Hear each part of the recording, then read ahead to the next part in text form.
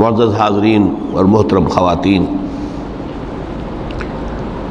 آج کی گفتگو کا جو عنوان ہے متاع الغرور، دھوکے کا سامان، اور یہ ترکیب قرآن مجید میں دو جگہ وارد ہوئی ہے۔ ایک تو سورہ آل عمران کی آیت 185 ہے جو میں نے ابھی تلاوت کی ہے، اور ایک پھر سورہ حدید کی آیت نمبر 20 ہے جس کا تذکرہ میں بعد میں کروں گا۔ دو مقامات پر متاع الغرور، دھوکے کا سامان، اس حیات دنیاوی کو قرار دیا گیا ہے۔ وَمَا الْحَيَاةُ الدُّنْيَا إِلَّا مَتَاعُ الْغُرُورِ، یہ دنیا کی زندگی سوائے دھوکے کے سامان کے اور کچھ نہیں۔ میں نے ساتھ ہی دوسری آیت جو تلاوت کی ہے وہ سورہ عنکبوت کی آیت ہے، اس لیے کہ یہ دھوکے کا سامان کس حوالے سے ہے، کس اعتبار سے یہ دنیا کی زندگی دھوکے کا سامان بنتا ہے، وہ اس آیہ مبارکہ کے بغیر بات واضح نہیں ہوگی۔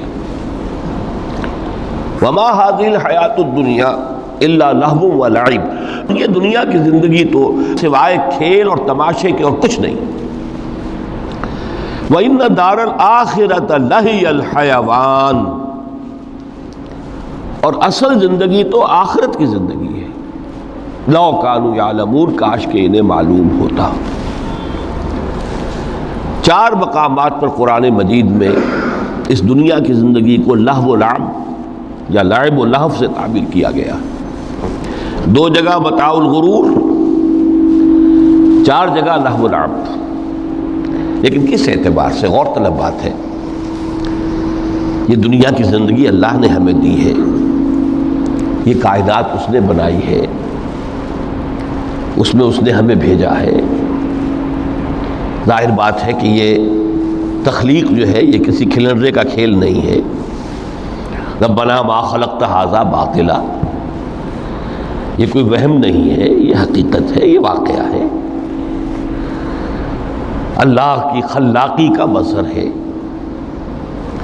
پھر اس میں ہمیں، اس دنیا میں اس نے ہمیں خلافت کا مقام عطا کیا ہے۔ یہ تمام چیزیں اپنی جگہ پر ہیں جن سے یہ حیات دنیا بھی ایک بہت بڑی حقیقت بن کر سامنے آتی ہے۔ یہ نہ وہم ہے نہ گمان ہے جیسا کہ بعض فلسفیوں کا خیال ہے، حقیقت ہے، واقعہ ہے، ٹھوس ہے، محسوس ہوتی ہے، اس کا دکھ اور کرب بھی محسوس ہوتا ہے، اس کی مسرت اور خوشی بھی محسوس ہوتی ہے۔ اور پھر یہ کہ ایک ایسی شے جس کے لیے اللہ تعالیٰ نے ایک خلیفہ پیدا فرمایا، انی جاعل فی الارض خلیفہ، خلافت کا یہ تاج جو ہے حضرت آدم اور ان کی نسل کے سر پر رکھا۔ تو اس معنی میں یقیناً یہ حقائق ہیں، ان کو دھوکے کا سامان کس اعتبار سے کہا؟ اگر تو حقیقت زندگی کا تصور ہمارے سامنے واضح رہے، جس کو علامہ اقبال نے کہا ہے خوبصورتی کے ساتھ، تو اسے پیمانہ امروز و فردا سے نہ ناپ، جاوداں پہم دواں ہر دم جواں ہے زندگی۔ یہ جو اللہ کی خلاقی کا نقطہ عروج ہے انسان، کلائمیکس آف ہز کریشن، قرآن مجید میں کہا گیا خلقتہ بیدی، میں نے اسے اپنے دونوں ہاتھوں سے بنایا۔ وَلَقَدْ كَرَّمْنَا بَنِي آدَمَ وَحَمَلْنَاهُمْ فِي الْبَرِّ وَالْبَحْرِ وَرَزَقْنَاهُمْ مِنَ الطَّيِّبَاتِ وَفَضَّلْنَاهُمْ عَلَى كَثِيرٍ مِّمَّنْ خَلَقْنَا تَفْضِيلًا، یہ اس کی شان ہے جس کے بارے میں دو جگہ فرمایا فَإِذَا سَوَّيْتُهُ وَنَفَخْتُ فِيهِ مِن رُوحِي، یہ روحی مرکب اضافی، خاص اللہ اپنی ذات کی طرف اس روح کو منسوب کر رہا ہے جو حضرت آدم میں پھونکی گئی۔ روحی، جب میں اس میں اپنی روح میں سے پھونک دوں، فَقَعُوا لَهُ سَاجِدِينَ، تو گر پڑنا اس کے سامنے سجدے میں۔ اور آپ کو معلوم ہے قرآن مجید میں کس شد و مت سے اور کس تکرار کے ساتھ یہ بات واضح کی گئی کہ تمام ملائکہ سجدے میں گر گئے، نو ایکسیپشن۔ فسجد الملائکۃ کلہم اجمعون، 3 الفاظ جو ہیں تاکید کے لیے، سجدہ کیا الملائکہ، حصر ہے، الف لام لام حصر ہے، تمام فرشتوں نے سجدہ کیا۔ پھر کہیں تمہیں مغالطہ نہ رہ جائے کہ شاید جبرائیل نہ ہو اور بڑے نہ اسرافیل، نہیں، کلہم، سب کے سب۔ پھر مزید کہیں تمہیں شبہ نہ رہ جائے، اجمعون، سب نے سجدہ کیا۔ وہ انسان جو ہے اس کی زندگی یہ 30 35 40 50 60 70 80 برس نہیں ہے، اس کی زندگی بہت طویل ہے، بہت طویل ہے۔ میں آج اس حیات انسانی کے 2 پہلو تو وہ ہیں جو اکثر لوگوں کے علم میں ہیں، حیات دنیاوی یعنی دنیا میں پیدائش سے لے کر موت تک، یہ ایک وقفہ ہے۔ پھر یہ کہ اس کے بعد حیات اخروی ہے جس کا آغاز ہو جائے گا عالم برزخ سے، پھر بعث بعد الموت ہے، پھر حیات اخروی، یہ سب جانتے ہیں۔ لیکن یہ کہ اس دنیا میں آنے سے پہلے بھی ہم ایک زندگی گزار آئے ہیں، اور بدقسمتی سے اس کا تصور بہت کم لوگوں کو حاصل ہے۔ اور عہد حاضر کے جو ریشنلسٹ قسم کے عقلیت زدہ میں کہتا ہوں انہیں، یا عقلیت گزیدہ، عقلیت سے ڈسے ہوئے لوگ، وہ ان چیزوں سے ابا کرتے ہیں، دور بھاگتے ہیں۔ ہماری پہلی تخلیق ہوئی تھی عالم ارواح میں، الارواح جنود مجندہ، لشکروں کے لشکر تھے۔ آدم سے لے کر آخری انسان جو دنیا میں پیدا ہوگا قیامت تک، سب کی ارواح عالم ارواح میں پیدا کر دی گئی۔ وہاں عہد لیا گیا، الست بربکم قالوا بلا، کیا میں تمہارا رب نہیں ہوں، مالک نہیں ہوں؟ ہم سب نے عہد کیا تھا، کیوں نہیں؟ شہیدنا، ہم گواہ ہیں، یہ عہد الست۔ اور ظاہر بات ہے کہ عہد جو ہوتا ہے جب تک انسان کو اپنی ذات کا شعور نہ ہو، خود شعوری نہ ہو، آپ دنیا میں معاہدہ کرتے ہیں تو کہتے ہیں کہ بقائمی ہوش و حواس میں یہ عہد کر رہا ہوں، معاہدہ کر رہا ہوں، تو ظاہر بات ہے کہ اس وقت ہم تھے اور ہوش و حواس کے ساتھ تھے، خود شعوری کے ساتھ تھے،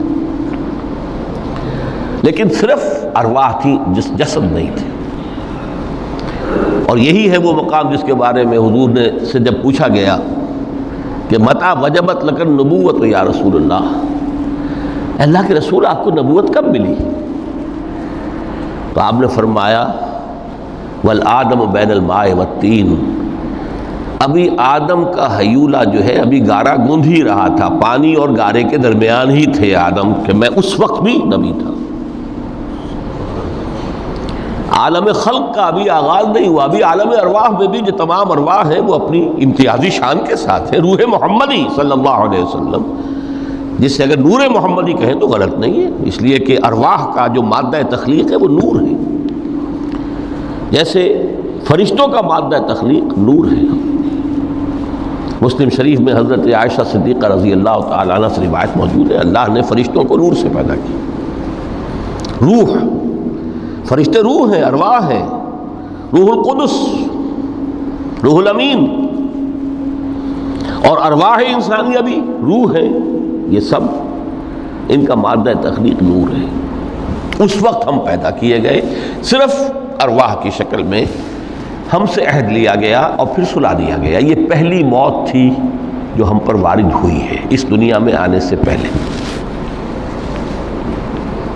اس لیے کہ سورہ مومن کی ایک آیت میں فرمایا گیا ہے کہ جہنم میں لوگ جو ہیں فریاد کریں گے، ربنا امتنا اثنتین واحییتنا اثنتین فاعترفنا بذنوبنا فهل الی خروج من سبیل، اے اللہ تو نے ہمیں 2 مرتبہ مارا، 2 مرتبہ زندہ کیا، تو اب ایک مرتبہ اور صحیح، کہ یہاں سے نکلنے کا بھی کوئی راستہ ہے کہ نہیں؟ اتنے مراحل سے تو ہمیں لے کر آیا ہے، ایک مرحلہ اور سی۔ تو یہ 2 موتیں کون سی ہیں؟ پہلی موت وہ تھی جب ارواح کو موت کی نیند سلا دیا گیا۔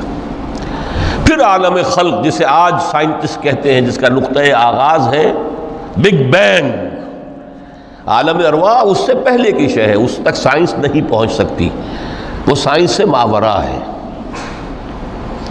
لیکن جہاں سے سائنس شروع ہوتی ہے وہ عالم خلق کا آغاز ہے، بگ بینگ سے۔ وہ پھر مختلف مراحل، تنزل کے مراحل بھی آئے، ارتقاء کا مرحلہ بھی آیا، تفصیل میں جانے کا موقع نہیں ہے۔ بہت سے تنزلات کے مراحل اور بہت سے ارتقاء کے مراحل طے کر کے آدم تیار ہوا ہے۔ حضرت بیدل نے رحمت اللہ علیہ بہت خوبصورت شعر کہا ہے، ہر دو عالم خاک شد تا بست نقش آدمی، اے بہار نیستی از قدر خود ہوشیار باش۔ یہ پوری جو بھی کائنات کا جو سلسلہ شروع ہوا، بگ بینگ، اور بہت بڑے بڑے جو ناری کرے تھے جن کی کہ حرارت کا جب تذکرہ کرتے ہیں سائنسدان تو ٹریلینز اینڈ ٹریلینز آف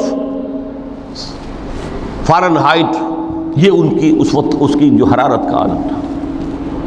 لیکن پھر وہ ٹھنڈے ہوئے، کچھ اس میں سے کوئی پھر خاک کی تہ جو ہے زمین کے اس کرے پر آئی، ہر دو عالم خاک شد۔ یہاں سے اب آدم کا حیولہ تیار ہوا، تا بست نقش آدمی۔ اس کے بعد ارتقائی مراحل ہیں، اور پھر آدم کی وہ روح جو کولڈ سٹوریج میں تھی، جب وہ لا کر پھونکی گئی ہے، جسد آدم جو ہے وہ مسجود نہیں تھا، مسجود تو تب بنا ہے جب کہ اس میں روح آدم وہ لا کر پھونک دی گئی۔ فَإِذَا سَوَّيْتُهُ وَنَفَخْتُ فِيهِ مِن رُوحِي فَقَعُوا لَهُ سَاجِدِينَ۔ یہاں سے حیات دنیاوی کا آغاز ہو گیا۔ پھر وہ سلسلہ تناسل ہے، آدم اور حوا کی نسل میں سے ہر بچہ 4 ماہ کے بعد جب اس کا ایک حیولہ رحم مادر میں تیار ہو جاتا ہے، حدیث ہے متفق علیہ عبداللہ ابن مسعود سے رضی اللہ تعالی عنہ، اور جس کے اندر آغاز میں وہ کہتے ہیں کہ حضور نے ہمیں یہ بتایا، وَهُوَ الصادق المصدوق۔ دیکھنا تم کہیں شک میں نہ پڑ جانا، محمد کون ہے؟ الصادق المصدوق، جو سچے ہیں، جن کی سچائی کی اللہ گواہی دیتا ہے، کہ رحم مادر میں 40 دن تم نطفے کی شکل میں ہوتے ہو، پھر 40 دن علقہ کی شکل میں ہوتے ہو، پھر 40 دن تو مضغہ کی شکل میں ہوتے ہو، پھر اللہ تعالیٰ فرشتے کو بھیجتا ہے جو اس میں روح پھونکتا ہے۔ وہی عمل جو آدم کے جسد حیولہ کے ساتھ ہوا تھا، ہر ابن آدم اور بنت آدم کے لیے وہی عمل ہے کہ جو رحم مادر میں 4 مہینے کے بعد دہرایا جاتا ہے۔ یہاں سے حیات دنیاوی شروع ہوئی، پھر موت، یہ دوسری موت ہے۔ اب پہلی موت تو وہ تھی، لیکن دوسری موت یہاں سیپریشن ہو جائے گی۔ جو زمین سے آیا تھا تخلیقی مادہ، وہ جسم میں گیا، جسم زمین میں گیا، گل سڑ کر ختم ہوا۔ جو وہاں سے روح آئی تھی وہ اس زمینی وجود کا جو لب لباب ہے، جان، نفس، اس کو لے کر اپنے ساتھ، اور وہ جائے گی عالم بالا کو۔ پھر یہ ایک وقفہ ہے، پھر بعث بعد الموت ہے۔ تو احیاء بھی 2 ہو گئے، ایک مرتبہ پہلی موت کے بعد زندہ کیا اس عالم میں، آنکھ کھلی اس عالم میں ہماری، یہ پہلا احیاء تھا۔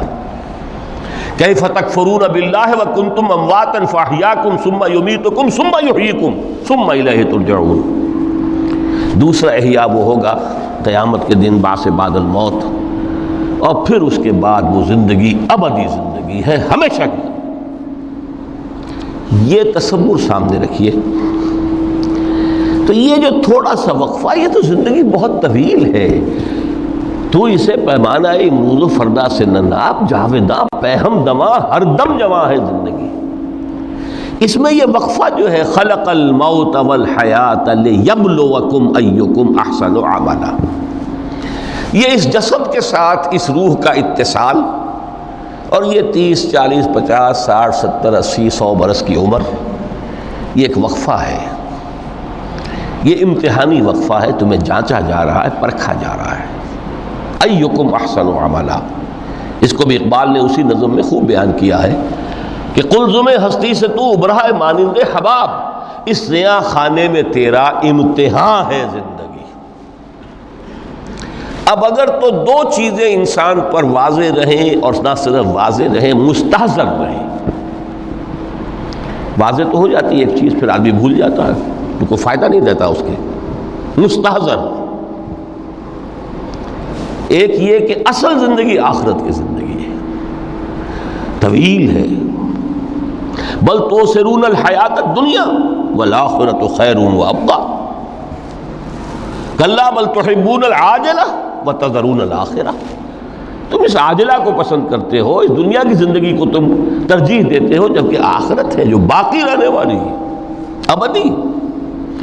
اگر تو یہ معلوم ہو، جیسا کہ سورہ عنکبوت کی آیت کے حوالے سے میں نے آپ کو آیت سنائی کہ وما هذه الحیات الدنیا الا لہو ولعب وان الدار الاخرۃ لہی الحیوان لو کانوا یعلمون. اصل زندگی جو ہے وہ آخرت کی زندگی ہے، کاش کہ انہیں معلوم ہوتا. ایک حقیقت تو یہ معلوم ہو اور مستحضر رہے کہ اصل زندگی آخرت کی زندگی ہے، اور دوسری حقیقت یہ کہ یہ دنیا کی زندگی ایک امتحانی وقفہ ہے. قلزم ہستی سے تو ابرا ہے مانند حباب، اس زیاں خانے میں تیرا امتحان ہے زندگی. یہ مستحضر رہے تو اس کا نتیجہ کیا نکلے گا؟ انسان دنیا پرست نہیں بنے گا. متاع ہے دنیا، برتنے کی چیز ہے. وما هذه الحیات الدنیا الا متاع، برتنے کی چیز ہے، برتو اسے. اب میں یہاں آپ کو کچھ حدیثیں بھی سنا دینا چاہتا ہوں. ایک حدیث میں حضور نے عجیب نقشہ کھینچا ہے. مالی ولی دنیا، لوگوں مجھے تمہاری اس دنیا سے کیا سروکار. انما مثلی کراکب استظل تحت شجرۃ ثم راح فترکھا. میری مثال تو اس سوار کسی ہے جو تھوڑی دیر کے لیے کسی درخت کے سائے میں سستانے کے لیے رک جاتا ہے. وہ اس درخت کو اپنی منزل نہیں سمجھتا، اپنا گھر نہیں سمجھتا، تھوڑی دیر کا سستانا ہے. پھر وہ اس درخت کو چھو خیر بات کہتا ہے، اپنا راستہ لیتا ہے، اپنی منزل کی طرف روانہ ہو جاتا ہے. بس اتنا تعلق، منزل یاد رہے. چنانچہ دوسری بڑی پیاری حدیث ہے، بہت مختصر بھی ہے. انما الدنیا خلقت لکم وانتم خلقتم للآخرہ. دیکھو یہ دنیا تمہارے لیے بنائی گئی ہے. خلق لکم ما فی السماوات و ما فی الارض، قرآن مجید کہتا ہے. اس لیے میں نے کہا تھا خلافت ہمیں دینی تھی تو سب کچھ ہمارے لیے بنایا گیا نا. یہ محفل سجائی گئی ہے ہمارے لیے، یہ سب ہمارے لیے بنایا گیا ہے. پورے عالم کو مسخر کیا گیا ہمارے لیے. سخر لکم، سورج بھی چاند بھی ہر چیز تمہارے لیے مسخر کی گئی ہے. انما الدنیا خلقت لکم وانتم خلقتم للآخرہ.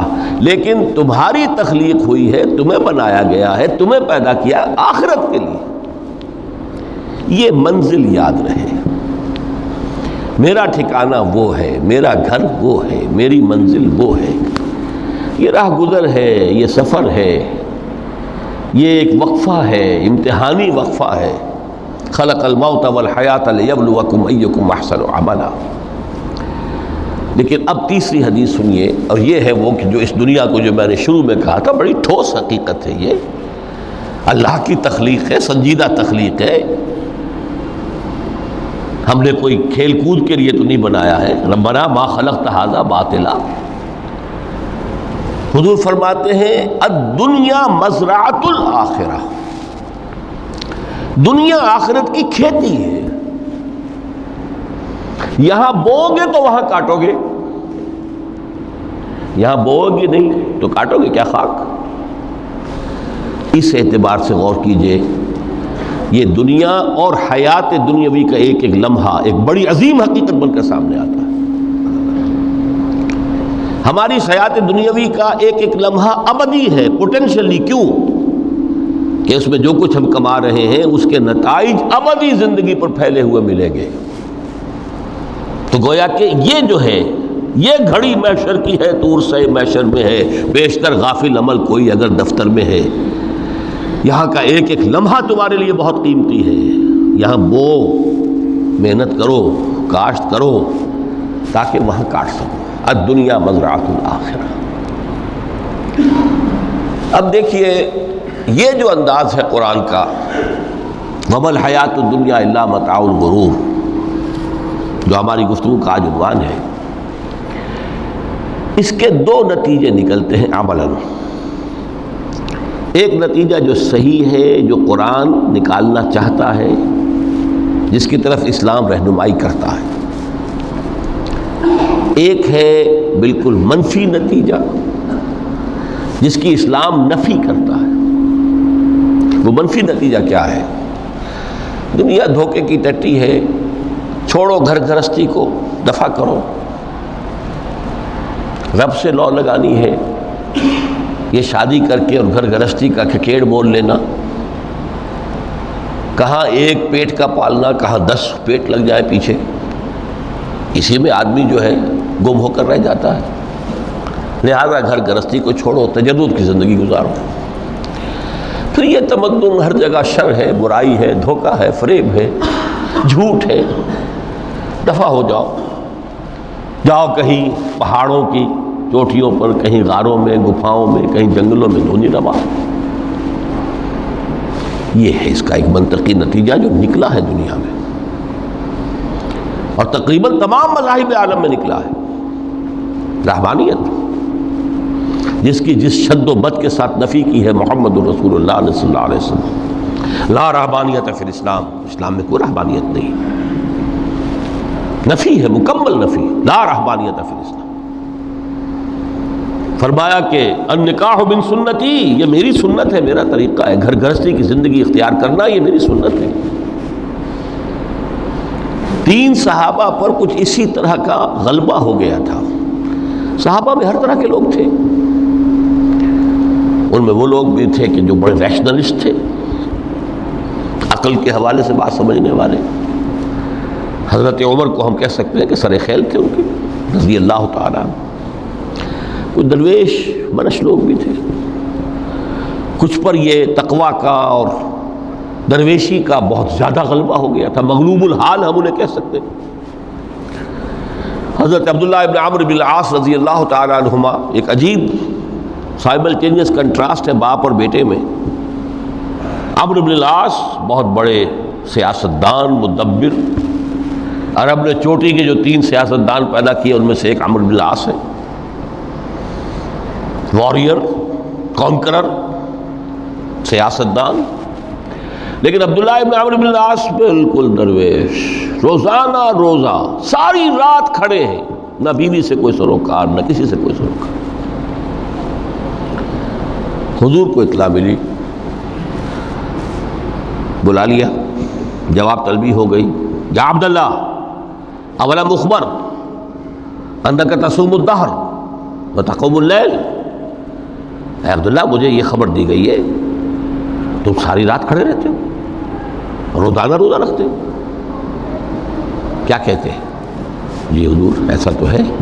لا تفعل، مت کرو ہرگز.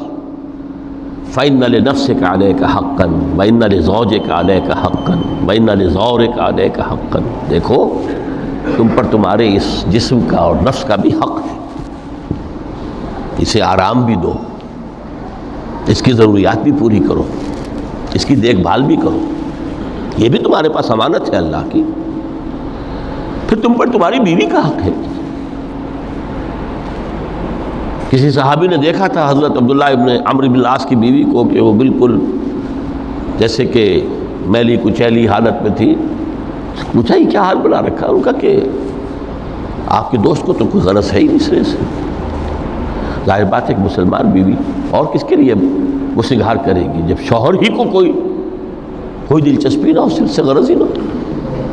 لا تفعل. رات کو سو بھی، دیکھو مجھے، میں رات کو سوتا بھی ہوں، نماز پڑھتا بھی ہوں، میں روزے رکھتا بھی ہوں، نازے بھی کرتا ہوں. دیکھو زیادہ سے زیادہ ہفتے میں 2 دن روزے رکھ لیا کرو. کہ حضور مجھے اور تھوڑی سی اجازت. اچھا 1 دن ناغا، 1 دن روزہ، صوم داؤد، اس سے آگے کی اجازت نہیں. اسی طرح 3 حضرات سراسراہتن آتا ہے حدیث میں، بخاری شریف کی روایت ہے. ان پر بھی کوئی ایسا ہی غلبہ ہوا رہبانیت کا اور ترک دنیا کا. انہوں نے آ کے ازواج مطہرات سے معلوم کیا آپ کتنی رات نماز پڑھتے ہیں، کتنا دو سوتے ہیں، مہینے میں کتنے آپ روزے رکھتے ہیں نفلی. انہوں نے کوئی، وہاں تو کھلی کتاب تھی سیرت محمد صلی اللہ علیہ وسلم، جو کچھ تھی حقیقت بیان کر.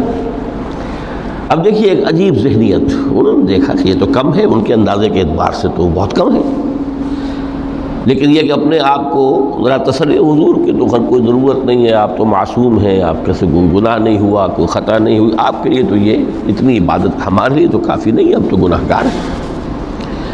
ایک نے عہد کیا کہ میں کبھی نہیں سوؤں گا، رات بھر کھڑا رہوں گا. دوسرے نے کہا کبھی ناغہ نہیں کروں گا، ہر روز روزہ رکھوں گا. تیسرے نے کہا میں شادی بیاہ کے کھکیڑ میں پڑوں گا نہیں. حضور کو اطلاع مل گئی، طلب فرمایا، ڈانٹا آپ نے، آپ لوگوں نے یہ کہا ہے؟ جی ہاں ہم نے کہا تو ہے. واللہ، خدا کی قسم، میں تم میں سب سے بڑھ کر متقی ہوں، لیکن میں رات کو سوتا بھی ہوں اور نماز بھی پڑھتا ہوں، روزے رکھتا بھی ہوں، ناغے بھی کرتا ہوں. میری گھر گرستی کی زندگی ہے، میری بیویاں ہیں. من رغب عن سنتی فلیس منی، یہ ٹکڑا جو جوڑ دیا جاتا ہے نکاح کے خطبے میں اس حدیث کے ٹکڑے کے ساتھ، یہ دو علیحدہ حدیث ہے بالکل. النکاح من سنتی، اور یہ ٹکڑا اس طویل حدیث کا ہے، من رغب عن سنتی فلیس منی، جو میری سنت کو پسند نہیں کرتا پھر اس کا مجھ سے کوئی تعلق نہیں. یہ تو میں نے احادیث کے حوالے سے آپ کو وہ جو منفی طرز عمل، گریز، دنیا سے تعلق منقطع کرنا، پسپائی، گریز، فرار، اور اس کا نتیجہ کیا نکلتا ہے کہ دنیا پھر شریروں کے لیے رہ گئی، کھیلیں کودیں عیش کریں. جو سلیم الفطرت نیک لوگ تھے وہ تو گئے، لہذا ان کو اب کوئی روک ٹوک کرنے والا ہی نہیں، کوئی پوچھنے تاشنے والا نہیں. ظالم جو چاہے ظلم کرے اور جس طرح چاہے شریر جو ہے شرارتیں کرے. قرآن مجید میں سورہ حدید اس اعتبار سے نہایت عظیم صورت ہے، نہایت عظیم صورت ہے کہ وہاں یہ آیت بھی بہت ہی شاندار انداز میں آئی ہے، متاع الغرور والی، خاصی طویل آیت بن کر آئی ہے. اور جیسا کہ میں نے عرض کیا، 4 جگہ تو حیات دنیاوی کو کہا گیا ہے صرف لہو و لعب یا لعب و لہو، لیکن یہاں جو ہے آیت نمبر 20، اعلموا انما الحیات الدنیا لعب و لہو و زینت و تفاخر بینکم و تکاثر فی الاموال والاولاد. 5 الفاظ کے حوالے سے اس حیات دنیاوی کے کچھ حقائق بیان کیے گئے. عام طور پر سرسری طور پر لوگ گزر گئے ہیں. محاورتاً جب بھی آتا ہے معاملہ لہو و لعب، لعب و لہو، وہ تو 4 جگہ ہے، یہاں 3 الفاظ مزید آئے ہیں، اور ترکیب کیا ہے؟ پہلے لعب ہے پھر لہو ہے. سورہ عنکبوت میں لہو و لعب یہ در حقیقت ایک طرح سے محاورے کی شکل اختیار کر گیا، تماشا اور کھیل، لیکن نہیں، یہاں ترتیب کچھ اور ہے. اس پر اگر آپ غور کریں گے تو یہ ایک عجیب سا نقشہ سامنے آتا ہے. حیات دنیاوی کے 5 ادوار، جن میں سے ہر دور میں ایک شے انتہائی اہم ہوتی ہے، توجہ کا مرکز بنی ہوتی ہے. ابتدائی دور ہے، بالکل بچہ بھی ہے، کھیل، بس لعب، اس کے سوا اسے کوئی زندگی سے سروکار ہی نہیں، زندگی کے تلخ حقائق ابھی اسے معلوم نہیں. بھوک لگی تو رو پڑے، ماں نے دودھ پلانا ہے، کھلانا ہے، ان سے تو کچھ نہیں کرنا اس نے، وہ لعب، کھیل. لیکن تھوڑا سا آگے چلتے ہیں، ٹین ایجر سٹیج میں جب داخل ہوتا ہے آدمی، تو اب وہ نرا کھیل، معصومانہ کھیل نہیں رہتا، اس میں تلذذ، سینشول گریٹیفیکیشن کا عنصر شامل ہو جاتا ہے. اب اس کا کہا لہو. اعلموا انما الحیات الدنیا لعب و لہو. ذرا آگے بڑھیے تو انسان پر سب سے زیادہ دھن سوار ہو جاتی ہے، بناؤ سنگھار، میرا لباس فیشن کے مطابق ہو، کہیں ایسا نہ ہو مذاق اڑے. اپنے لباس کے بارے میں بہت کانشیس ہوگا، اپنے ہیئر کٹ کے بارے میں بہت کانشیس ہوگا، ہر چیز کے بارے میں بہت کانشیس. زینت، بناؤ سنگھار، آرائش، زیبائش. اس سے ذرا آگے گئے، تکاثر فی الاموال واللہ، تفاخر بینکم، یہ سمجھیے کہ تقریباً 30 برس کی عمر جب انسان کی ہوتی ہے، اب فخر، تفاخر، یا دولت پر فخر ہوگا، یا نسب پر فخر ہوگا، یا اپنی کسی سیاسی حیثیت پر فخر ہوگا، اپنی چودراہٹ پر فخر ہوگا، تفاخر بینکم، جسم جان میں چونکہ توانائی ہوتی ہے، قوت ہوتی ہے، لیکن اس کے بعد جب عمر ڈھلی بڑا ریئلسٹک ہو جاتا ہے انسان. پھر یہ جو چوتھی سٹیج تھی، اس میں تو یہ کہ مونچھ نیچی نہ ہو، چاہے سب کچھ میں اپنا خرچ کر دوں، داؤ پہ لگا دوں، لیکن مونچھ نیچی نہیں ہوگی. آخری سٹیج وہ ہوتی ہے کہ پھر ہوکا لگ جاتا ہے آدمی کو، تکاثر فی الاموال والاولاد، مال اور اولاد کی کثرت کثرت کثرت. اب یہ ہوتا ہے کہ مونچھ نیچی کیا، مونڈ بھی دی جائے تو کوئی حرج نہیں، مال آنا چاہیے. Very realistic. اور اسی حال میں انسان ہوتا ہے. آخری پارے کی صورت نے پھر اس میں ایڈ کر کے اس کے اوپر مہر لگا دی، الہاکم التکاثر حتی زرتم المقابر. یہ تکاثر جو ہے پیچھا نہیں چھوڑتا. اتنی دولت بھی ہے کہ آپ کی 10 نسلیں کھا سکے اطمینان سے بیٹھ کر، تب بھی صبر نہیں ہوتا. بڑے میاں کی ٹانگیں جو ہیں وہ قبر میں لٹکی ہوئی ہیں، لیکن تکاثر جو ہے، تکاثر مال، وہ پیچھا نہیں چھوڑتا. حتی زرتم المقابر، یہاں تک کہ قبروں تک جا پہنچے، قبر میں اتار دیا جائے. جب تک ٹانگیں صرف لٹکی ہوئی ہیں اس وقت تک نہیں. اس کے بعد تشبیہ دی ہے کہ یہ حیات دنیاوی کا جو ایک سائیکل ہے، اعلموا انما الحیات الدنیا لعب ولہو وزینۃ وتفاخر بینکم وتکاثر فی الاموال والاولاد. اب اس کو کمپیئر کیا ہے پلانٹ کنگڈم میں جو سائیکل چل رہا ہے. یہ ہمارا سائیکل ہے 60-70 برس کا. بچہ پیدا ہوا، خوشیاں منائی گئیں، پھر وہ لڑکپن سے، پھر ٹین ایجر سٹیج سے، پھر جوانی ہے، پھر ادھیڑ عمر ہے، اور پھر بڑھاپا ہے، اور پھر قبر میں اتارا جانا ہے. لیکن یہ کہ پلانٹ کنگڈم میں سائیکل چلتی ہے. کمثل غیث اعجب الکفار نباتہ ثم یہیج فتراہ مصفرا ثم یکون حطاما. یہ 4 سٹیج ہیں. جیسے بارش برستی ہے تو سبزہ نمودار ہوتا ہے، اور کاشتکار کو بڑا اچھا لگتا ہے. اس نے بیج بویا تھا، اس نے محنت کی تھی، اس نے ہل چلایا تھا. اعجب الکفار نباتہ، اس کو بہت اچھا لگتا ہے، دل باغ باغ ہو جاتا ہے. جیسے آپ کے یہاں بیٹا ہوا، پوتا ہوا، خوشیاں مناتے ہیں آپ. کمثل غیث اعجب الکفار نباتہ ثم یہیج، پھر وہ فصل اپنی پوری قوت کو پہنچتی، فصل لہرا رہی ہے. فتراہ مصفرا، پھر وہ زرد ہو جاتی ہے. وہ ہریاول اب ختم ہوئی، اب فصل پک گئی ہے، اب وہ زردی پر آ گئی ہے. ثم یکون حطاما، پھر وقت آتا ہے اگر وہ خضرو گھاس ہے تو پھر وہ چورا چورا ہو کر پھر وہ مٹی میں مل جاتی ہے. اور اگر فصل ہے تو کھیتی کٹ گئی، اس کے بعد کیا رہ گیا وہاں؟ وہ چورا ہی رہ جاتا ہے باقی. یہ لائف کا سائیکل چل رہا ہے. 3 مہینے کا ہو، 4 مہینے کا ہو. یہ ہے پلانٹ کنگڈم کا. وہ ہے سائیکل انسانی زندگی کا. اب فرمائی ٹیپ کی بات جو ہے، وَفِي الْآخِرَةِ عَذَابٌ شَدِيدٌ وَمَغْفِرَةٌ مِّنَ اللَّهِ وَرِضْوَانٌ. دیکھو دنیا کی زندگی تو ان سٹیجز سے ہو کر گزری جانی ہے. جو پیدا ہوا ہے اس پر بڑھاپا بھی آئے گا، موت بھی آئے گی. کل نفس ذائقۃ الموت، جو سورہ آل عمران کی 185ویں آیت کا پہلا جملہ تھا. ہر انسان کو جو پیدا ہوا موت آ گئی. اب یہ ہے کہ وہ کہیں آپ نے محل میں گزار لی زندگی، کسی کٹیا میں گزار لی زندگی، کسی کی فٹ پاتھ پر گزر گئی زندگی. زندگی گزر جاتی ہے، گزرتی ہے، اور ان 5 سٹیجز میں سے ہو کر گزرتی ہے.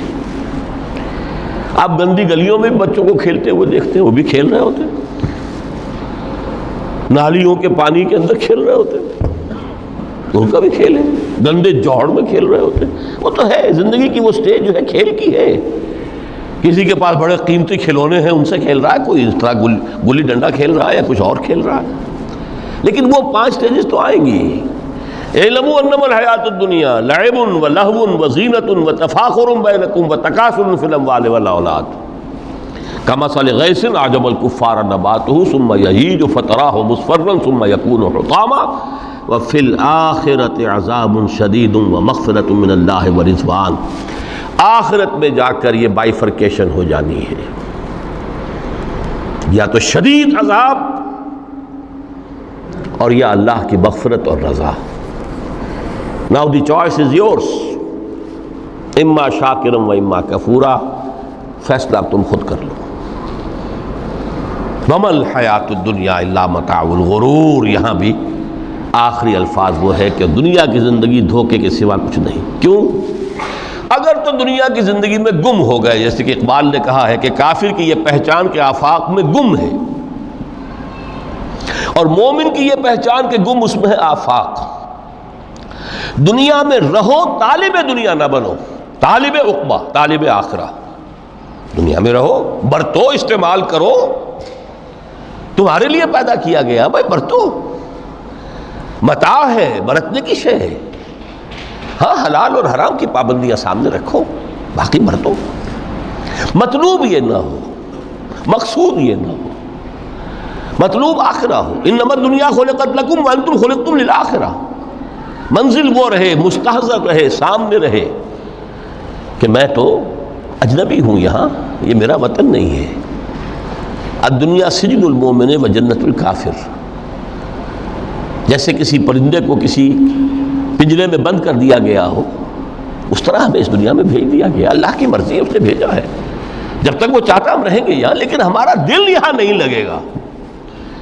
بازار سے گزرا ہوں، خریدار نہیں ہوں. طالب دنیا نہ ہو تب تو یہ کوئی دھوکے کا سودا نہیں، قطعاً نہیں، بالکل نہیں. حضور نے خود فرمایا مجھے تمہاری اس دنیا میں سے فلاں فلاں چیزیں بہت پسند ہیں، اور کس قدر ریئلسٹک ہیں. آپ نے عورتوں کے بارے میں فرمایا مجھے اس دنیا سے پسند ہے عورت.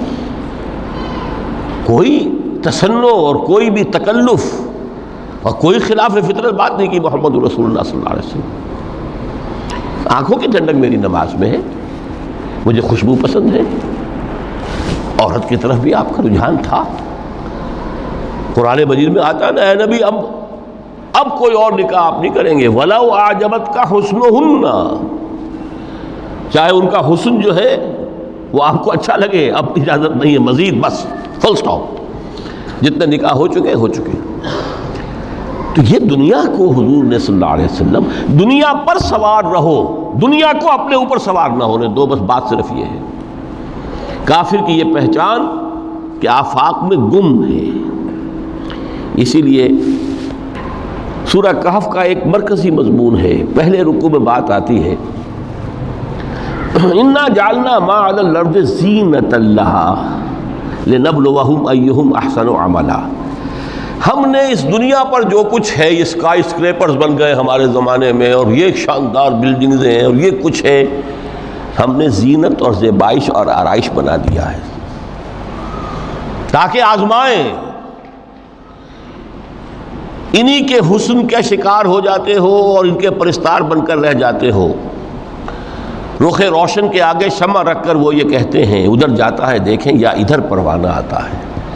پھر بھی اللہ ہی کے عاشق بنے رہو، اللہ ہی سے محبت کرو تو کامیاب ہو گئے. دنیا کو برتو. اگر دنیا یہ عروس ہزار داماد جو ہے، اگر کہیں یہ محبوبہ بن گئی تو گئے، ختم. اچھا دیکھیے اس سورہ حدید میں اب یہ دنیا کی حقیقت کو اس طرح بیان کر کے دو نتیجے جو اس سے نکلتے ہیں ان کو علیحدہ علیحدہ بیان کر دیا. ایک نتیجہ جو میں بیان کر چکا، رہبانیت، ترک دنیا، اس کی نفی کرتے ہوئے فرمایا وَلَقَدْ أَرْسَلْنَا نُوحًا وَإِبْرَاهِيمَ وَجَعَلْنَا فِي ذُرِّيَّتِهِمَا النُّبُوَّةَ وَالْكِتَابَ فَمِنْهُمْ مُهْتَدٍ وَكَثِيرٌ مِّنْهُمْ فَاسِقُونَ ثم قفينا على آثارهم برسلنا وقفينا بعيسى ابن مريم وآتيناه الإنجيل وجعلنا في قلوب الذين اتبعوه رأفة ورحمة ورهبانية ابتدعوها ما كتبناها عليهم. اصل مضمون یہ تھا جس کے لیے تمہید اتنی لمبی باندھی. ہم نے نوح کو بھیجا، ابراہیم کو بھیجا، ان کی اولاد میں ہی نبوت اور کتاب رکھ دی. پھر ان کے نقش قدم پر ہم نے اٹھایا عیسیٰ ابن مریم کو، انہیں انجیل دی. اور جو لوگ ان پر ایمان لائے ان کے دلوں میں رحمت اور رافت کے جذبات پیدا کر دیے، انسانی ہمدردی. حضرت عیسیٰ کا جو اپنا مزاج تھا، ظاہر بات ہے کہ آپ کے حواریین اور آپ پر ایمان لانے والوں میں اسی کا ایک عکس پیدا ہونا تھا. لہذا وہ ایک خاص کیفیت، لیکن فرمایا ایک شے کو انہوں نے بدعت کے طور پر ایجاد کر لیا، وَرَهْبَانِيَّةً ابْتَدَعُوهَا مَا كَتَبْنَاهَا عَلَيْهِمْ. رہبانیت کی انہوں نے بدعت ایجاد کر لی، یہ انہوں نے کی ہے، ہم نے یہ ان پر فرض نہیں کی تھی. یہ ہے وہ منفی نتیجہ. گریز، خانقاہوں میں جا کر بیٹھ جاؤ، موناسٹسزم، تجرد کی زندگی گزارو. نتیجہ اس کا کیا نکلتا ہے کہ بظاہر راہب اور راہبائیں رہ رہی ہیں اور رہ رہے ہیں، اور اندر جو حرام کاری کے بازار چل رہے ہیں، اور تہخانوں کے اندر حرامی بچوں کی قبروں کے قبرستان بنے ہوئے. ہسٹری آف کرسچین موناسٹسزم پر کتابیں پڑھ لیجیے، خود انہوں نے اپنے سارے جو ہیں بخیے ادھیڑ کر خود رکھ دیے. یہ رہبانیت، یہ اسلام کا راستہ نہیں ہے. احادیث کے حوالے سے میں آپ کے سامنے پہلے بیان کر چکا ہوں. میں بعد میں تھوڑا سا عرض کروں گا کہ ہمارے ہاں بھی یہ رسم کیوں آئی اور کیسے آئی. الحمدللہ اس درجے میں نہیں آئی جس درجے میں کہ کرسچینٹی میں آئی ہے، الحمدللہ ثم الحمدللہ. لیکن کسی درجے میں اگر آئی ہے تو کیوں آئی ہے یہ میں بعد میں عرض کروں گا. لیکن اس کا مل حیات الدنیا الا متاع الغرور کا دوسرا نتیجہ کیا ہے؟ پہلا نتیجہ تھا گریز کا، پسپائی کا، فرار کا، معاشرے سے نکل بھاگنے کا، تاکہ معاشرے میں اشرار کھل کھیلیں، جو چاہیں کریں. ایک راستہ یہ ہے، ترک دنیا کے معنی ہے ترک لذات دنیاوی، آسائشوں کو ترک کرنا. سختیاں جھیلنا کس لیے؟ تاکہ دنیا سے ظلم کا خاتمہ ہو، باطل کا تختہ الٹ دیا جائے، ظلم کا استیصال. ظاہر بات ہے ظالم آسانی سے ظلم نہیں چھوڑے گا. ایکسپلائٹر واض و نصیحت سے اپنے ایکسپلائٹیشن سے باز نہیں آئے گا. شاذ ہوتے ہیں اس طبقے کے اندر بھی یقیناً کچھ سلیم الفطرت لوگ ہوتے ہیں، جیسے طبقہ اشرافیہ سے تھے حضرت ابو بکر رضی اللہ تعالیٰ عنہ، سلیم الفطرت انسان تھے. وہ کوئی غلاموں کے طبقے سے تو نہیں تھے، کوئی فقراء کے مساکین کے طبقے میں سے نہیں تھے، اونچے طبقے میں سے تھے. عشرہ مبشرہ اکثر و بیشتر اس طبقے سے تھے. لیکن بائی اینڈ لارج وہ جو طبقہ ہوتا ہے، یا تو وہ اپنے جبر اور استبداد کا تخت جو ہے جما کر بیٹھا ہوا لوگوں کی گردنوں کے اوپر، پولیٹیکل ریپریشن ہے، یا اکنامک ایکسپلائٹیشن ہے، استحصال. محنت لوگ کریں، کھائیں گے ہم، عیش ہم کریں گے. محنت کسان کریں جا کے کھیت میں، ہم لے آئیں گے اپنا حصہ اور عیش کریں گے. یا کوئی سوشل ڈسکریمنیشن ہے، یہ اونچا ہے یہ نیچا ہے، یہ تو پیدا ہی ہوا ہے شودر، یہ اس سے نکل ہی نہیں سکتا، اور یہ پیدا ہوا برہمن، یہ تو اونچا ہے. اس تینوں قسم کے ظلم، اس کا خاتمہ کرنا، اس کے لیے جد و جہد کی ضرورت ہے، جہاد کی ضرورت ہے، قتال کی ضرورت ہے. اور جہاد و قتال آپ نہیں کر سکتے جب تک کہ لذات دنیاوی سے کنارہ کشی نہ کریں، جب تک کہ اپنی بیلٹ کو ٹائٹ نہ کریں، جب تک کہ اپنی ضروریات زندگی کو کم نہ کریں. ضروریات زندگی کم کریں گے تو تفریغ الاوقات ہوگا، جو تبلیغی بھائیوں کی اصطلاح ہے بہت اہم. اپنے وقت کو فارغ کر سکیں گے. اس وقت کو فارغ کریں گے تو پھر وہ جد و جہد، وہ محنت، وہ جہاد، اس کے لیے آپ کے پاس وقت ہوگا، اس کو آپ لگا سکیں گے. پھر اس میں جب سخت سے سخت منزلیں آئیں گی تو اس میں میدان میں مقابلہ بھی ہوگا، جان کی بازی بھی کھیلنی پڑے گی. اس میں قید و بند کا وقت بھی آ سکتا ہے. 3 برس تک اگر محمد عربی صلی اللہ علیہ وسلم پورے خاندان بنی ہاشم کے ساتھ، بدترین اسیری سمجھ لیجئے شیب بنی ہاشم میں جو رہیں، یہاں تو اسیروں کو آپ راشن تو دیتے ہیں، کھانا تو دیتے ہیں، وہاں تو اصل جو ہے وہ تو دونوں طرف سے گھاٹی کا منہ بند کر دیا گیا تھا، سیل تھی کہ کوئی شے جو ہے وہ جانے نہ پائے اندر. 3 برس جس میں کہ وہ وقت بھی آیا ہے کہ سوکھے ہوئے چمڑے ابال کر اس کا پانی جو ہے بلکتے ہوئے بچے، پھول جیسے بچے بنی ہاشم، ان کی حلق میں ٹپکایا گیا ہے، اور کچھ نہیں. کچھ تھے لوگ، حکیم بن حزام جیسے رضی اللہ تعالیٰ عنہ، بعد میں ایمان بھی لے آئے. حضرت خدیجہ رضی اللہ تعالیٰ عنہ کے چونکہ وہ قریبی رشتہ دار تھے، وہ پہاڑ کو کراس کر کے چوٹی پر سے اتر کر کچھ کبھی کبھی کھانے پینے کی چیز پہنچا دیتے تھے. یہ سارے مراحل آئیں گے. یہ جو ہے یہ مثبت ہے. ترک دنیا وہ نہیں. ترک دنیا سے مراد دنیا کی لذتوں سے، دنیا کی آسائشوں سے، ان سے آدمی اپنے آپ کو پیچھے ہٹائے، ان کو چھوڑے، ان کو ترک کرے، تاکہ اپنا وقت، اپنا مال، اپنی صلاحیتیں صرف کر سکے. کس کام کے لیے؟ اب اس کے لیے دیکھیے آیت نمبر 25 ہے یہ سورہ حدید کی. لقد ارسلنا رسلنا بالبینات، ہم نے اپنے رسولوں کو بھیجا واضح چیزوں کے ساتھ. بینہ وہ شے جو از خود ظاہر ہو. آفتاب آمد، دلیل آفتاب. جب سورج طلوع ہو گیا وہ خود اپنے وجود پر دلیل ہے، اس کے لیے کسی اور اضافی دلیل کی ضرورت نہیں کہ سورج موجود ہے، وہ تو ہے، سب کو نظر آ رہا ہے. تو بینات سے مراد معجزے بھی ہیں، اور وہ تعلیم جو ہے بنیادی دین کی کہ جو فطرت انسانی کی جانی پہچانی ہوئی شے ہے. دونوں پر اس کا اطلاق ہو جائے گا. لقد ارسلنا رسلنا بالبینات وانزلنا معهم الکتاب والمیزان، اور ہم نے ان کے ساتھ کتاب اتاری، میزان اتاری. یہ سب کچھ کس لیے کیا؟ لیقوم الناس بالقسط، تاکہ لوگ عدل پر قائم ہوں. یہ ہے civil objective.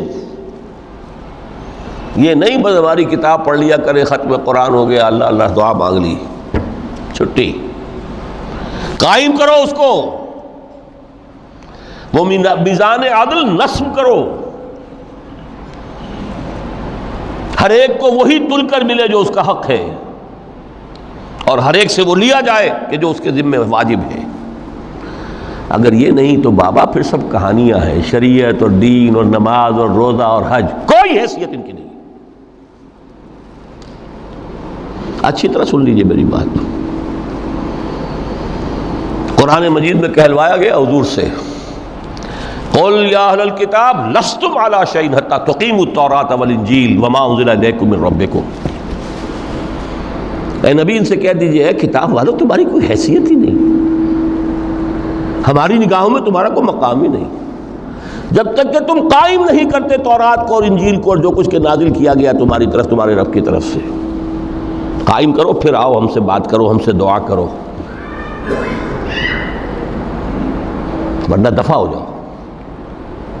Nothing doing. They don't care for you.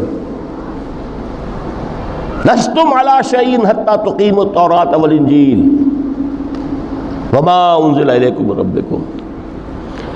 اب قانون خداوندی تو بدلتا نہیں ہے، نہ فرام پرسن ٹو پرسن، نہ فرام نیشن ٹو نیشن، نہ فرام امہ ٹو امہ، اٹل ہے. ولن تجد لسنت اللہ تبدیلا ولن تجد لسنت اللہ تحویلا. سنت اللہ تو ایک ہے. اب اس آیت کو ذرا پڑھیے. قل یا اہل القرآن لستم علی شیء حتی تقیموا القرآن وما انزل الیکم من ربکم. کہہ دو اے محمد کہ اے قرآن والو تمہاری کوئی حیثیت نہیں ہے ہمارے سامنے جب تک کہ تم قرآن کو قائم نہیں کرو. پڑھ لو اور اس کے قرات کے مقابلے منعقد کرا لو، اور سونے کے تاروں سے اسے لکھ لو، اور اس کو جو چاہو کر لو، کوئی حیثیت نہیں. قائم کرو اس قرآن کو، اس کے نظام کو، اس کے قانون کو، جو حضرت ابوبکر نے فرمایا تھا. پہلا خطبہ جو دیا ہے آپ نے بیعت خلافت کے بعد، تم میں ہر قوی میرے نزدیک ضعیف ہوگا جب تک کہ اس سے حق وصول نہ کر لوں، اور ہر ضعیف قوی ہوگا جب تک کہ اسے اس کا حق دلا نہ دوں.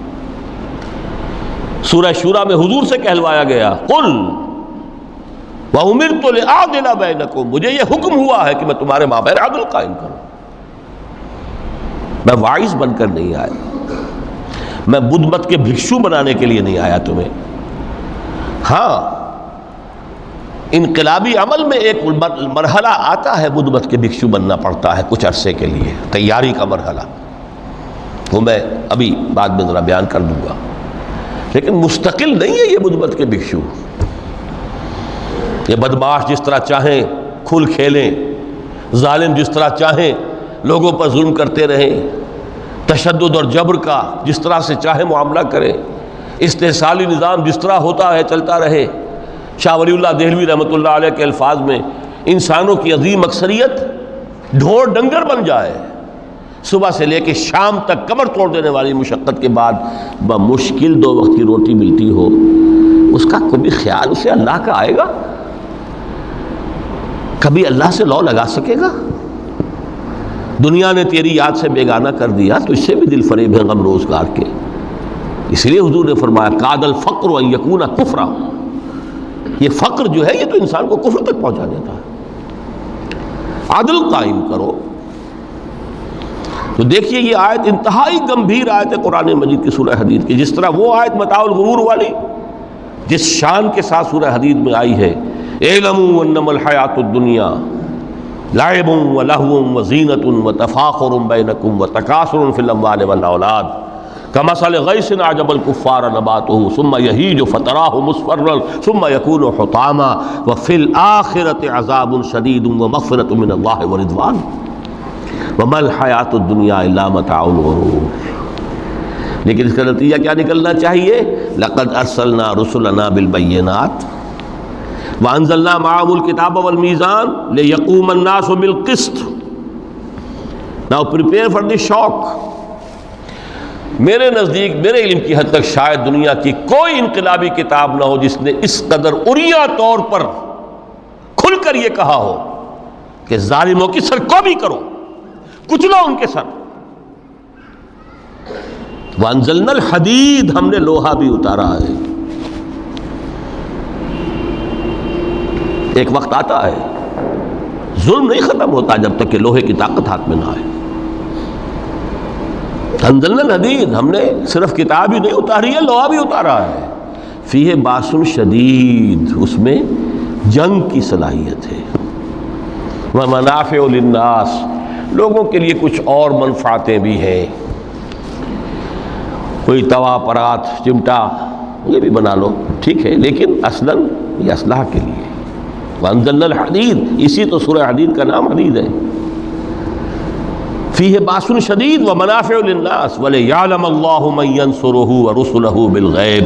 اللہ دیکھنا چاہتا ہے کون ہے اس کے وفادار بندے جو اس لوہے کی طاقت کو ہاتھ میں لے کر مدد کرتے ہیں اس کی اور اس کے رسولوں کی غیب میں ہونے کے باوجود. ان اللہ قوی عزیز، ویسے اللہ قوی ہے، عزیز ہے. آنے واحد میں کفر کو ختم کر دے جب چاہے، آنے واحد میں ظالموں کا ظلم جو ہے وہ ختم کر کے رکھ دے. وہ سب کچھ کر سکتا ہے. لیکن پھر تمہاری آزمائش کیسے ہوگی؟ کیسے معلوم ہوگا ہوز ہو، کس کا کیا مقام تھا، کس کے پاس کتنا یقین کا سرمایہ تھا، کس کے ایمان کی گہرائی اور گہرائی کا کیا عالم تھا، کس نے ہمارے دین کے لیے کیسی کیسی قربانیاں جھیلی ہیں. یہ ہے ترک دنیا جو موسٹ پروفاؤنڈ ہے، نتیجہ خیز ہے، خیر کو وجود میں لانے کے لیے ہے. لیکن اس کی مثالیں موجود ہیں. حضرت مصعب بن عمیر رضی اللہ تعالی عنہ ایام جاہلیت میں کہا جاتا ہے ان کا جوڑا جو ہے شام سے تیار ہو کر آتا تھا. جیسے کبھی مشہور ہے کہ پنڈت نہرو کا بھی کپڑے سل کر آتے تھے پیرس سے. موتی لال نہرو کا بیٹا، اور موتی لال نہرو وہ تھا کہ وائس رائے کی پہلی کار آئی ہے ہندوستان میں تو دوسری کار موتی لال کی آئی. اس کا بیٹا، اس کے کپڑے پیرس سے سل کر آتے تھے. مصعب بن عمیر کے کپڑے شام سے تیار ہو کر آتے تھے، اور وہ ہمیشہ عطر میں بسے ہوئے ہوتے تھے. جہاں سے گزر گئے معلوم ہوا کہ پوری گلی جو ہے وہ مہک اٹھی. معلوم ہو جائے کہ مصعب گزرا ہے یہاں سے. ایمان لائے محمد رسول اللہ پر صلی اللہ علیہ وسلم. باپ فوت ہو چکا تھا، اس کی چھوڑی ہوئی دولت تھی، ماں تھی، لیکن وہ خاندان کا نظام، چچا تھا سربراہ، وہ بدترین کافر، اس نے پہلے سمجھایا ہوگا 100 طریقے آزما کے پھر آخری بار اس نے آزمایا کہ جس دولت کے اوپر تم عیش کر رہے ہو یہ تمہارے مشرک باپ کی دولت ہے، نکل جاؤ گھر سے۔ انہوں نے سمجھا تھا جیسے سورہ صافات میں آتا ہے فَأَرَادُوا بِهِ كَيْدًا فَجَعَلْنَاهُمُ الْأَسْفَلِينَ، انہوں نے حضرت ابراہیم کے بارے میں سمجھا تھا جب دیکھیں گے کہ آگ تیار ہو رہی ہے اور یہ اس میں مجھے ڈال دیں گے تو سب یہ نشہ حرن ہو جائے گا، یہ توحید وحید سب ہوا ہو جائے گی۔ لیکن ہوا کیا؟ بے خطر کود پڑا آتش نمرود میں، عشق عقل ہے محو تماشائے لبے بام۔ اس نے تو یہ دھمکی دی تھی کہ دن میں تارے نظر آ جائیں گے مصعب کو، ناز و نام میں پلا ہوا انسان، اسے کہہ دیا جا نکل جاؤ گھر سے۔ اٹھ کر چلنے لگے، اس کا تیش جو ہے اور اچھا یہ کپڑے بھی اسی مشرک باپ کے ہیں، اتارو ان سب کو۔ مادر ذات برہنہ ہو کر گھر سے نکلے، مادر ذات۔ پھر وہی ہے کہ جن کے نام قرائے فال بنام من دیوانہ زدند، بیعت عقبہ اولا ہوئی ہے، لوگوں نے کہا کہ ہمیں کوئی مقری دیجئے قرآن پڑھانے والا جو ہمیں قرآن پڑھائے۔ حضور نے فرمایا جاؤ مصعب۔ وہ مصعب وہاں جا کر مدینے میں المقری بن گئے، جا المقری، وہ آ رہا پڑھانے والا۔ اور 1 سال کی محنت دعوت اور تبلیغ اور قرآن کے پڑھانے کے نتیجے میں اگلے سال 75 افراد لا کر حضور کی جھولی میں ڈال دی۔ یہ مصعب ہے۔ شہادت ہوئی ہے غزوہ بدر میں۔ ایک مرتبہ اس سے پہلے کا واقعہ بھی ہے کہ حضور مسجد میں تشریف فرماتے، سامنے سے حضرت مصعب گزرے، ایک پھٹا ہوا سا کمبل جسم کے گرد لپیٹا ہوا تھا۔ حضور کی آنکھوں میں آنسو آ گئے۔ از کجا تاب کجا، یہ دیوانہ جو ہے اللہ کا اور رسول کا اور دین کا کہاں سے کہاں پہنچا ہے۔ غزوہ احد میں علم ان کے ہاتھ میں ہے،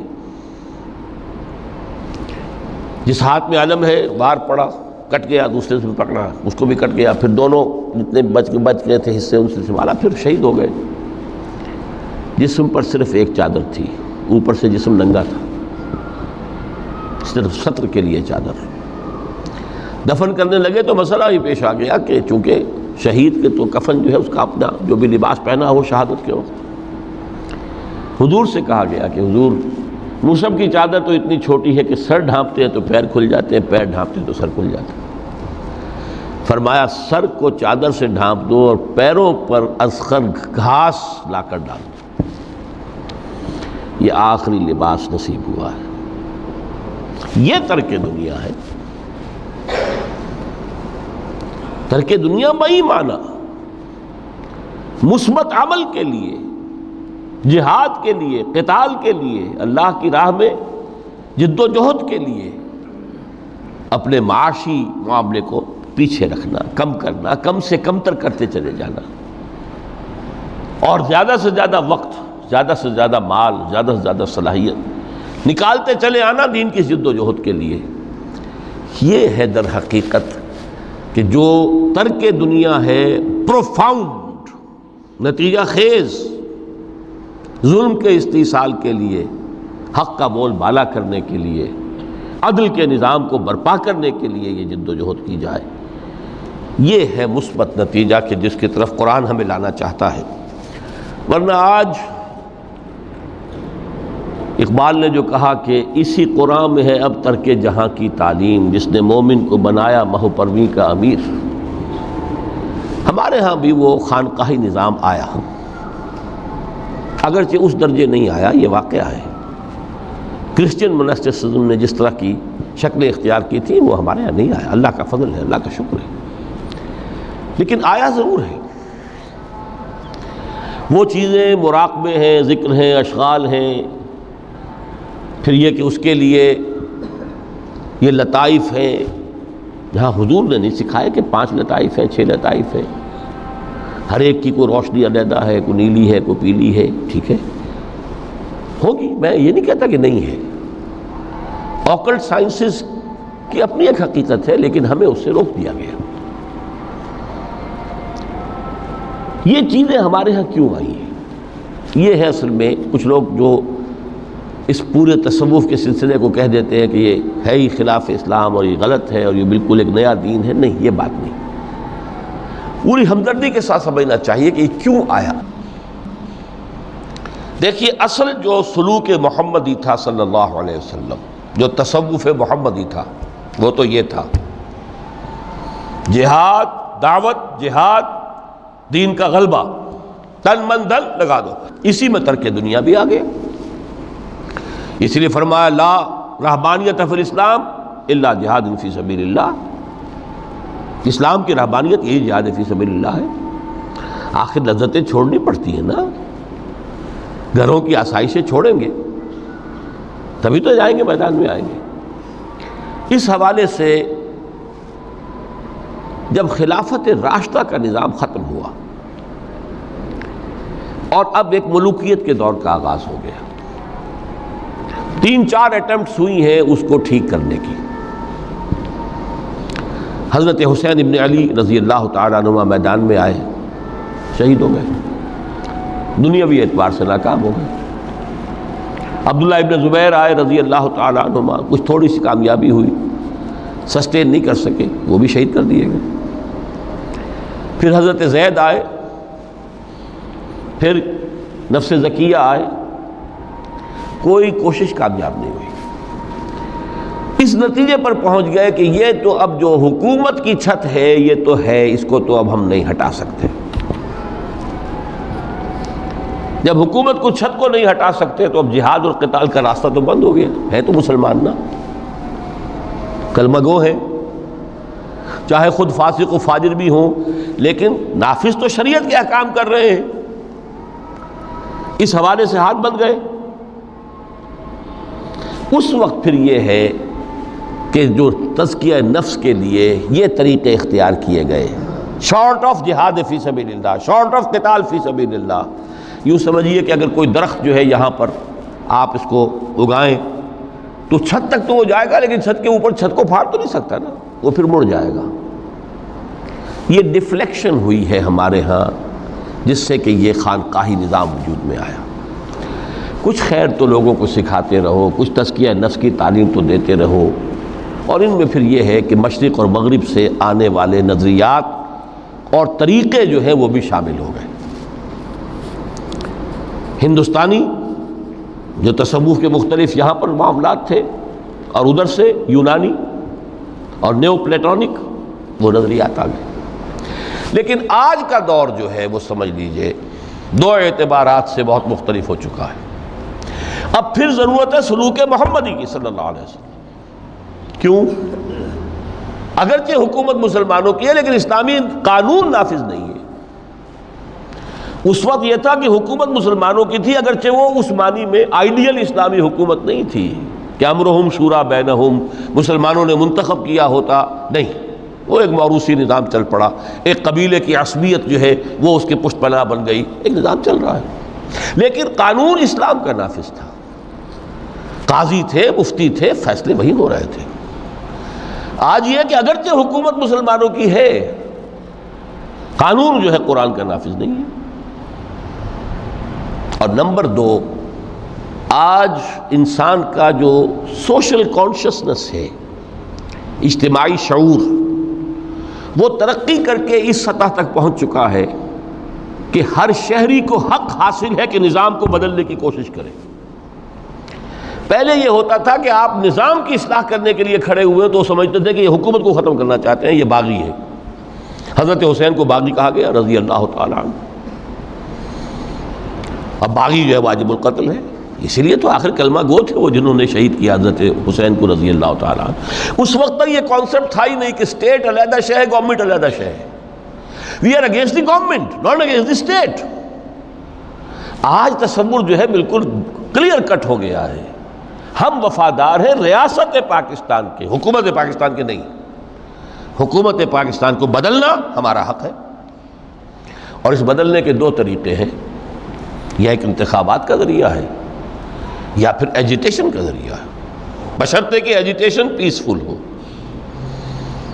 توڑ پھوڑ نہ ہو، کسی کی جان اور مال اور پراپرٹی کو کوئی نقصان نہ پہنچایا جائے، خود مرنے کو تیار ہو جائے، گولیاں چلیں، جیلوں میں جائیں، ایجیٹیٹ کریں، اگر جیلیں بھر جائیں گی، اگر گولیاں مار مار کر جو ہے فوج ایک وقت میں آ کر کہہ دے گی، جیسے کہ بھٹو کے زمانے میں کہہ دیا تھا، جبکہ اس نے کہا تھا کہ میری کرسی بہت مضبوط ہے، لیکن جب بریگیڈیئر محمد اشرف گوندل ہی ٹک دی لیڈ، پھر 3 اور آگے بریگیڈیئر ان کے ساتھ مل گئے، we are going to shoot no more, go and have a political settlement. اپنی قوم کے اوپر کہاں تک ہم گولیاں برسائیں گے؟ Who are they? They are our kith and kin, we are not an occupation army. Jallianwala Bagh میں اگر 5000 مر گئے یا جتنے بھی مرے تھے، جنرل ڈائر کو کائے کا دکھ؟ وہ ہندو تھے یا مسلمان تھے یا سکھ تھے؟ ہندوستانی تھے۔ لیکن یہاں تو جن کو ہم مار رہے ہیں وہ کون ہیں؟ پاکستانی ہے۔ ہو سکتا ہے جو گولی چلا رہا ہے اسی کا کوئی بھانجا بھتیجا جو ہے اس موب کے اندر موجود ہے سامنے۔ یہ راستے دونوں اس وقت کھلے ہوئے ہیں۔ الیکشن کا پروسیس جو بھی لوگ سمجھتے ہیں کہ اس کے ذریعے سے یا سمجھتے رہے ہیں، آج تو میں سمجھتا ہوں کہ وقت آ چکا ہے کہ تقریباً اس پر کنسنسس ہو چکا ہے کہ الیکشن کے ذریعے سے نظام نہیں بدل سکتا، چہرے بدل جائیں گے، ہاتھ بدل جائیں گے، اس لیے کہ جو بھی پولیٹیکو سوشو اکنامک سسٹم ہے، بہتر سے بہتر الیکشن بھی ہوگا تو وہی ریفلیکٹ کرے گا۔ جاگیردار ہے تو 80% جاگیردار ہی بیٹھے ہوں گے آپ کی نیشنل اسمبلی میں، تو وہ زمینداری اور جاگیرداری جو ہے اس کو ختم ہونے دیں گے۔ ایجیٹیشن کا راستہ ہے، لیکن یہ کہ وہ ایجیٹیشن کرنے کے لیے پہلے میدان میں وہ لوگ آئیں جو اپنی ذات پر اپنے گھر میں دین نافذ کر چکے ہوں، اپنی معاش کو پاک کر چکے ہوں، اپنی معاشرت کو درست کر چکے ہوں۔ یہ 2 کام اگر نہیں کیے تو بہتر ہے گھر میں بیٹھے رہیں، باہر نہ نکلے، دین کا نام نہ لیں، وہ دین کو بدنام کریں گے۔ یہ مرحلہ طے کر لیں اور پھر ایک بنیان مرصوص بن کر، نہیں عن المنکر بالید، جب تک طاقت کافی نہیں ہے اس وقت تک دعوت ہے، تبلیغ ہے، خوش آمد ہے۔ وَلْتَكُن مِّنكُمْ أُمَّةٌ يَدْعُونَ إِلَى الْخَيْرِ وَيَأْمُرُونَ بِالْمَعْرُوفِ وَيَنْهَوْنَ عَنِ الْمُنكَرِ وَأُولَٰئِكَ هُمُ الْمُفْلِحُونَ۔ یہ سب زبان سے ہوگا، ہاتھ سے نہیں۔ جب طاقت کافی ہوگی تو اب ہاتھ سے ہو۔ اب ہم یہ کام نہیں چلنے دیں گے، اب یہ بینک نہیں چلیں گے، گھیراؤ کریں گے، نہیں چلنے دیں گے۔ یہ اخبارات میں جو فحاشی کے سمجھیے کہ وہ رنگین صفحات نہیں نکلنے دیں گے، پکیٹنگ ہو جائے گی۔ کئی دن تک کراچی میں جنگ کا گھیراؤ کیا گیا تھا MQM کی طرف سے، اور صرف یہ بات تھی کہ ہماری خبریں صحیح شائع نہیں کر رہا ہے۔ جب نہیں نکلنے دیا گیا جنگ، اس کے بعد صورت یہ ہو گئی کہ الطاف صاحب کو چھینک بھی آتی تھی تو پہلے صفحے پہ لکھا ہوتا تھا۔ لیکن کریں نا، میدان میں آئے نا لوگ۔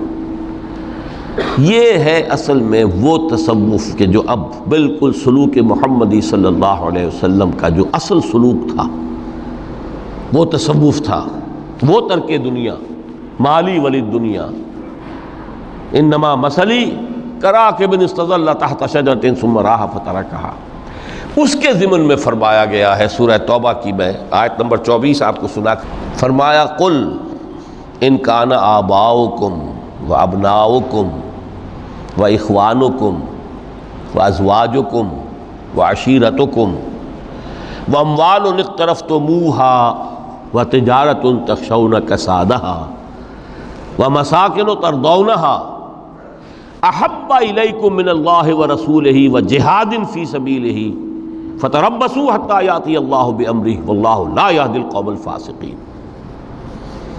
اے نبی ان سے کہہ دیجئے، لوگو اگر تمہیں اپنے باپ اور اپنے بیٹے اور اپنے بھائی اور اپنی بیویاں یا بیویوں کے لیے شوہر اور اپنے رشتہ دار اور وہ مال جو تم نے بڑی محنت سے جمع کیے ہیں اور وہ کاروبار جن کی کساد کا تمہیں اندیشہ رہتا ہے کہیں مندہ نہ ہو جائے، اور وہ بلڈنگیں، وہ حویلیاں، وہ کوٹھیاں جو تمہیں بڑی پسند ہیں، بہت چاؤ سے بنائی ہیں، ڈیکوریٹ کی ہیں، ڈیکوریشن پیسز کہاں کہاں سے لا کر ڈرائنگ روم میں رکھے ہیں، اگر یہ 8 چیزیں محبوب تر ہیں اللہ سے اور اس کے رسول سے اور اس کی راہ میں جہاد سے، فتربصوا، تو جاؤ انتظار کرو، دفع ہو جاؤ، بیٹھو ادھر، حتی یاتی اللہ بامرہ، یہاں تک کہ اللہ اپنا فیصلہ سنا دے۔ واللہ لا یہدی القوم الفاسقین، اللہ ایسے فاسقوں کو ہدایت نہیں دیتا۔ یہ ہے ترک دنیا۔ یہ ساری محبتیں جو ہے، جیسے علامہ اقبال نے کہا، یہ مال و دولت دنیا، یہ رشتہ و پیوند، بتان وہم و گما لا الہ الا اللہ۔ مال و دولت دنیا کی تین چیزیں لے لی، وہ مال جو تم نے جمع کیے، ایسیٹس تمہارے، وہ کاروبار جن کا کہ تمہیں اندیشہ ہوتا ہے کہ کساد نہ ہو جائے، اور وہ تمہاری بلڈنگیں حویلیاں جو تمہیں بڑی محبوب ہیں، مال و اسباب دنیا۔ اور رشتہ و پیوند 5 گنوا دیے، باپ، بیٹا، بھائی، زوج یا زوجہ اور رشتہ دار۔ اگر یہ محبوب تر ہے اللہ سے، اس کے رسول سے، اس کی راہ میں جہاد سے، تو جاؤ، دفع ہو جاؤ، فتربصوا، گو اینڈ ویٹ، یہاں تک کہ اللہ اپنا فیصلہ سنا دے۔ اللہ ایسے یہ فاسق جو ہیں ان کو زبردستی ہدایت نہیں دیتا، اللہ کا قاعدہ ہی نہیں۔ ہدایت اس کو دیتا ہے جو طالب ہدایت ہو۔ تو متاع الغرور اس معنی میں کہ دنیا کی کوئی شے اور اس کی محبت ہمارے راستے میں بیڑی بن کر ہمارے پاؤں میں نہ پڑ جائے، اس راستے سے، دعوت دین اور اقامت دین کی جد و جہد سے۔ اگر یہ ہے تو یہ متاع الغرور ہے، دھوکہ ہے، فریب ہے۔ اگر یہ نہیں ہے، اس راستے پر آپ چل رہے ہیں، تو دنیا برتنے کی چیز ہے، استعمال کرو۔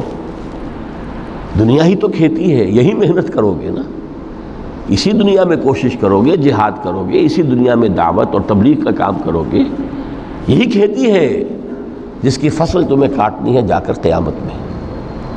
یہ دونوں پہلو ہمارے سامنے رہنے چاہیے۔ میں آپ حضرات کا بہت ممنون ہوں، آپ نے بہت توجہ سے میری باتوں کو سنا ہے۔ اللہ تعالیٰ جو کچھ کہا گیا ہے اس میں جو صحیح ہے، حق ہے، اس کے لیے دلوں کو کھولے، صرف ذہنوں کو نہیں، دلوں کو کھول دیں، اس لیے کہ دل کھلیں گے تو کوئی تبدیلی آئے گی۔ مولانا منظور نعمانی صاحب نے ایک دفعہ لکھا تھا بڑا پیارا جملہ کہ اصل تبدیلی دل کی تبدیلی ہوتی ہے۔ دماغ تو کرائے کا وکیل ہے، دلیلیں فراہم کر دیتا ہے۔ دل نے ادھر کا فیصلہ کیا، دماغ نے اسی کے لیے دلیلیں دے دی۔ دل ادھر جانا چاہتا ہے، دماغ اس کے لیے دلیلیں دے دے گا۔ وکیل وہی ہے، مدعی نے کر لیا تو اس کے حق میں دلائل کے انبار ہیں، اور اگر اسی مقدمے میں کہیں مدعا علیہ نے اس وکیل کو کر لیا ہوتا تو اس کے حق میں دلائل۔ تو اللہ تعالیٰ دلوں کو کھولے اور اس متاع الغرور کے پھندوں سے ہمیں نکل کر اصل محبت اللہ سے اور اس کی راہ میں جہاد سے، اور اصل مطلوب و مقصود زندگی آخرت کی، اس کی ہمیں توفیق عطا فرمائے۔ اقول قولی ھذا واستغفر اللہ لی ولکم ولسائر المسلمین والمسلمات۔